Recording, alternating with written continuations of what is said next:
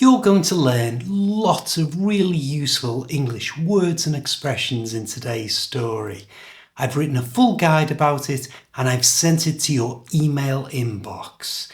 But if you're new here, you can get your free copy just by clicking the link in the description. But now, just sit back and enjoy the story. Hi, I'm Steve. Let's do this. Money for nothing. James Hartley had spent the last 15 years of his life behind a desk in the English city of Birmingham, watching numbers flicker across multiple computer screens. At 42, he was a senior investment banker at a prestigious firm, the sort of man who wore bespoke suits and was always on the go, checking his phone compulsively every few minutes, even during dinner with his wife. A summer break to the Maldives had been his wife Emma's idea. "You're going to have a breakdown if you don't take some time off," she'd warned him, after he'd fallen asleep during a conversation with her for the third time in a week.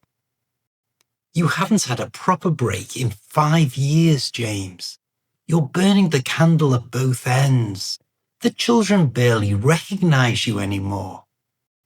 James had protested, of course.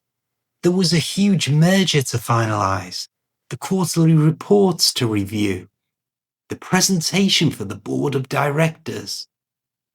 His assistant Claire had a list of meetings scheduled that stretched into next month. How could he possibly disappear for 2 weeks? But Emma had been unusually firm. She'd already booked the flights, paid the deposits for the luxury villa, and informed his secretary that Mr. Hartley would be completely unreachable for a fortnight. No emails, no phone calls, no video conferences at 3 a.m, because Singapore's financial markets are awake.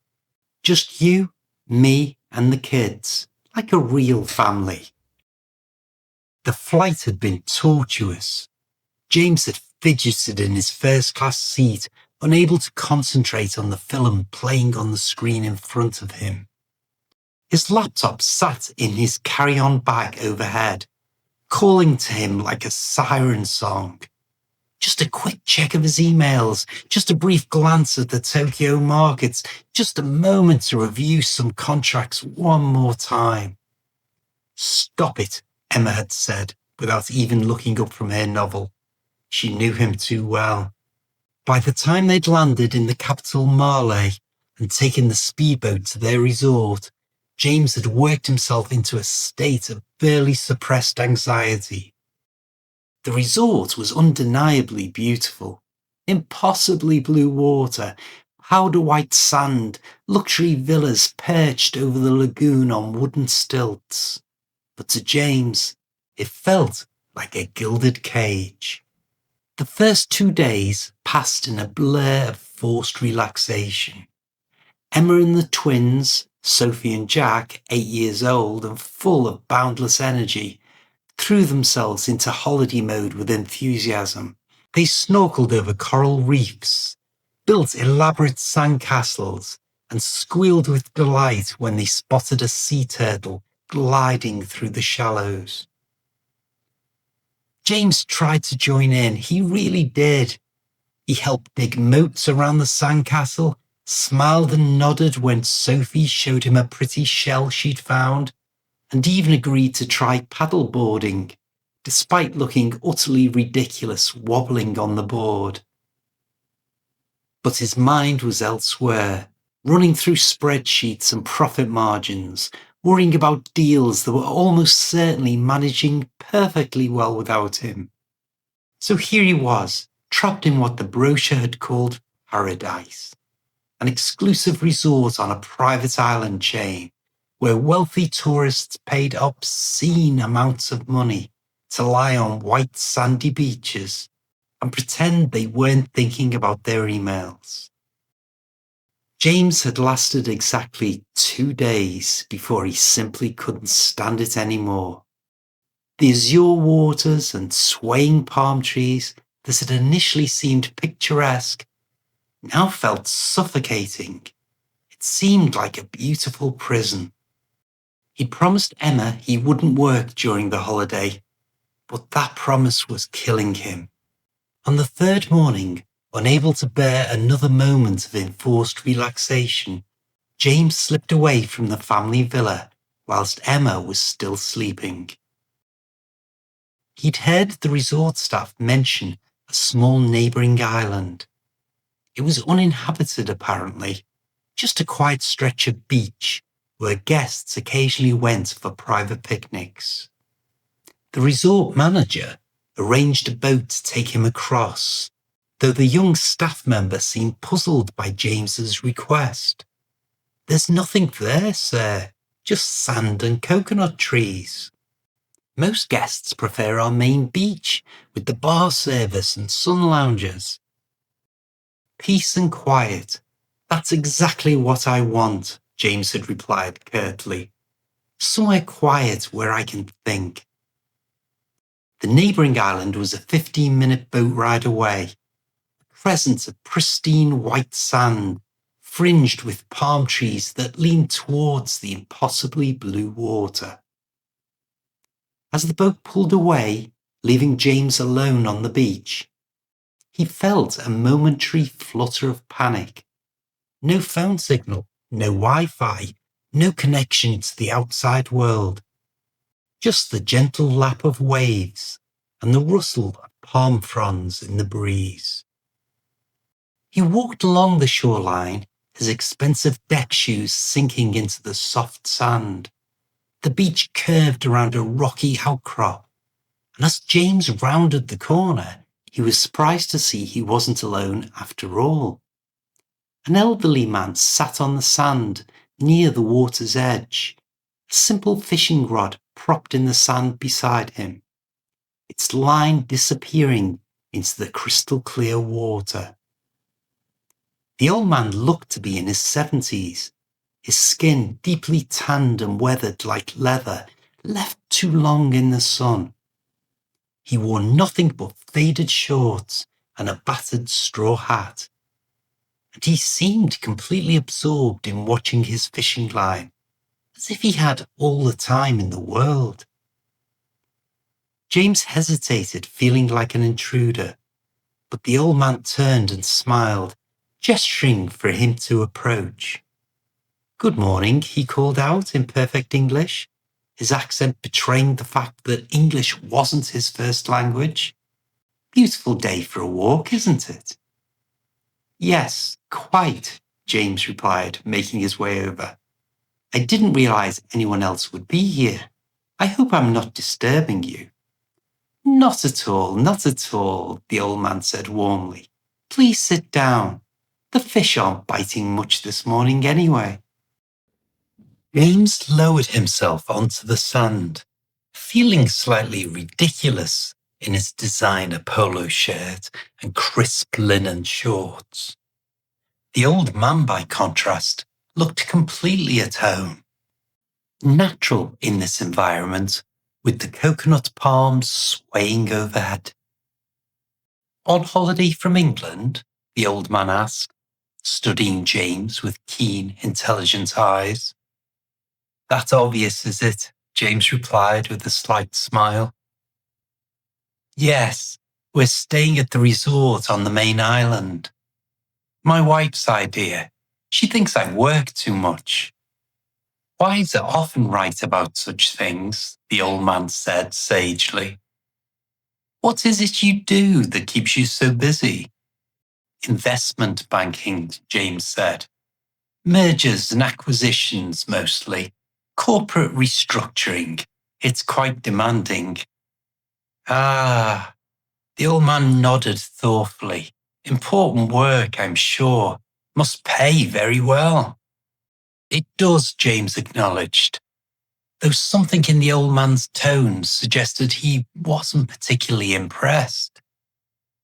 "I've done quite well for myself, actually. Senior partner, corner office, fancy car, that sort of thing. Started at the bottom, worked my way up, Took years of 80-hour weeks, mind you, but it was worth it. 80 hours, the old man repeated slowly, as if trying to comprehend the number. That's more than double what most people work, isn't it? Welcome to investment banking, James said with a dry laugh. Though to be honest, it's often more than that. Weekends, holidays, middle of the night calls from Hong Kong. But that's what it takes to get ahead in my industry. Can't show weakness, or someone younger and hungrier will have your job before you can say redundancy package. Sounds exhausting, the old man observed. It is, James admitted, but the rewards are substantial. My family wants for nothing. Private schools for the twins, nice house, holidays like this one. Security, you know. That's what it's all about. The old man seemed to consider this. And do you enjoy it, this work that takes so much of your time? The question caught James off guard. Did he enjoy it? He'd never really thought about it in those terms. Work was work. It wasn't supposed to be enjoyable. It was supposed to be profitable.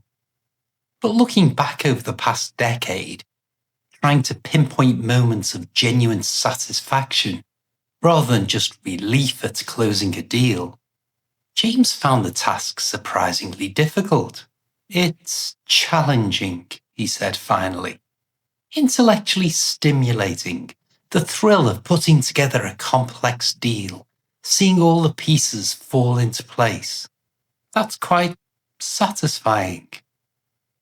But do you enjoy it? The old man pressed gently. James opened his mouth to give an automatic yes, then closed it again. He thought about the knot of anxiety that lived permanently in his stomach, the way his jaw ached from grinding his teeth in his sleep, the tablets his doctor had prescribed for his blood pressure. He thought about missing Jack's school play because of a meeting in Frankfurt, and Sophie's tears when he'd forgotten her birthday last year. I suppose I don't think about work in terms of enjoyment, he said quietly. It's more about achievement, building something, providing for my family. The old man nodded slowly, his weathered face thoughtful. My father used to say that a man who spends his whole life preparing to live has forgotten to actually do the living. They sat in comfortable silence for a few moments, watching the fishing line bob gently in the water. James found himself relaxing despite his usual restlessness, lulled by the rhythmic sound of the waves and the warmth of the sun on his face. This is a remarkable spot, James said eventually, gazing around the untouched beauty of the small island. Must be worth an absolute fortune. You think so? The old man asked mildly. Oh, definitely, James said, his professional instincts awakening. Prime location, crystal clear waters, perfect white sand. With the right development, you could build a luxury resort here that would make millions. Dozens of villas, a spa, restaurants, water sports centre. Sounds very busy, the old man observed. Busy means profitable, James countered. I've done plenty of property development deals in my time. A place like this, in the right hands, could be transformed into a gold mine. Do you know who owns it? I do, actually, the old man said, a slight smile playing at the corners of his mouth. It's mine. James sat up straighter, his interest immediately piqued. Really? You own this island? For many years now, the old man confirmed. It belonged to my father before me, and his father before him. It's been in our family for generations. Then you're sitting on a fortune, James exclaimed. his mind already racing with possibilities. Have you ever thought about selling or developing it yourself? You could make an absolute mint. Why would I do that? The old man asked, genuinely curious. Why wouldn't you? James replied, warming to his subject. Look, I've seen dozens of projects like this. You sell the island to a development company. I could put you in touch with the right people, actually, and you'd walk away with enough money to set you up for life. Seriously, you'd never have to lift a finger again. But what would I do with all that money? The old man asked. James laughed, thinking the question was absurd. Anything you wanted. You could travel the world, buy a mansion in London or New York, invest in the stock market. You'd have it made. The world would be your oyster. The old man said thoughtfully. And after I've travelled the world and bought this mansion, then what? Absolutely anything you wanted, James explained patiently. You could retire properly, somewhere warm and beautiful, spend your days doing whatever makes you happy. Go fishing whenever you feel like it. The old man was quiet for a long moment, looking out at the endless expanse of turquoise water. His fishing line twitched slightly. So no different to the life I live now then, he said softly.